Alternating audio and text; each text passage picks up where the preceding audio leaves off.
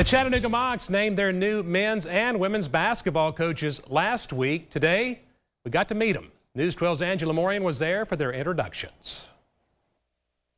The next chapter of Chattanooga basketball began today with the introduction of not one but two brand new head coaches for the Mocs. Both shawn-poppie and Dan-Earl walk into very different situations with their team. Coach Poppe inherits a women's team that had the worst record in program history, winning just 7 games. Meanwhile, Coach Earl comes from VMI, another SoCon school, inheriting a team that went to the NCAA tournament. Let's start with the women's hire. Athletic Director Mark said there was no second choice, that shawn-poppie was the man for this job. He has 4 scholarship spots available on the team. He says recruiting is going to be a #1 priority. However, he still wants to see what this team already has. Overall, he's excited to get Mocs women's basketball back into their former glory.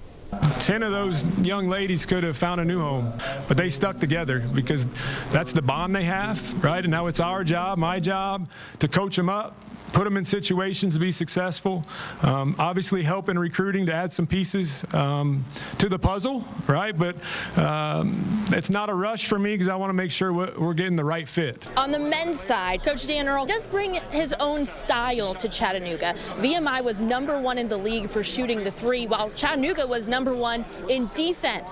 Earl is hoping that those two will pair well together to become a fierce force in the SoCon. I was not running away from VMI at all. Again, we built a great culture. We're very competitive, did some really good things, but I am running towards Chattanooga. This is a phenomenal place for a variety of different ways, which I'll get into. And I'm super excited about it, being able to sell the program and recruit players and win basketball games. Of course, the hottest topic of conversation has been former VMI center Jake Stevens entering the transfer portal. He was second only to the Mocs' own Malachi Smith in points per game in the Southern Conference last year. Could Stevens join his former coach and move to the Scenic City? I asked Coach Earl. He said he can't comment on any current recruiting situations. But that's not a no.